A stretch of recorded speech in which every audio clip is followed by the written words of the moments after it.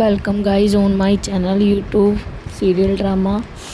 बात करते हैं वसुधा सीरियल के अपकमिंग एपिसोड की। आपने देखा कि कैसे देवांश को पता चल जाता है कि वसुधा की सारी बर्बादी के पीछे चंद्रिका सिंह चौहान यानी कि उसकी मासा का हाथ है। फिर भी उसे विश्वास नहीं होता और वो एक बार कंफर्म करना चाहता है। तो जो वसुधा की कंपनी में बिजनेस करने आए थे, जो कि चंद्रिका सिंह चौहान ने भेजे थे, जिसका नाम होता है सुरेश, उसके पास देवांश जाता है और देव जाकर उससे पूछता है कि आपको हिंदी नहीं आती, मतलब पंजाबी का लुक लेकर जाता है और पूछता है उससे। तो वो बता देता है कि मुझे तो पाजी बहुत अच्छे से हिंदी आती है और जब तक मैं हिंदी का गाना ना सुन लूँ तब तक तो मुझे चैन ही नहीं पड़ता, मेरी रोटी गले से नहीं उतरती।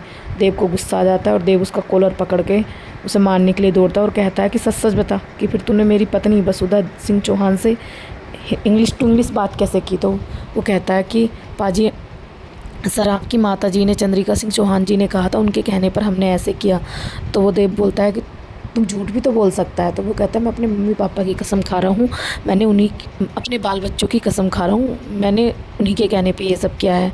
आखिरकार देव को पता चल ही जाता है। उसके बाद जो है देव आता है घर पर। उधर वसुधा जो है अपनी कंपनी की एक लेडीज़ की हेल्प कर रही होती है। उसके बाद रात में वसुधा देव के कमरे में आती है।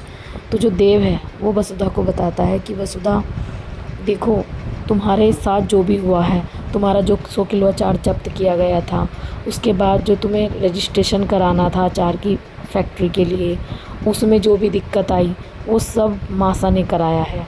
उसके बाद तुम्हारा जो ये तुमने कंपनी के लिए घर लिया था, उस घर को गिराने में भी चंद्रिका सिंह चौहान का ही हाथ है। उसके बाद तुम पर जो अटैक किया गुंडों ने, उस लेडीज़ के साथ जो हुआ, उस सब में मासा का हाथ है। सारा कुछ मासा ही कर रही है वसुधा तुम्हारे लिए। तो वसुधा उसकी बात पर विश्वास करेगी या नहीं करेगी, ये देखना इंटरेस्टिंग होगा।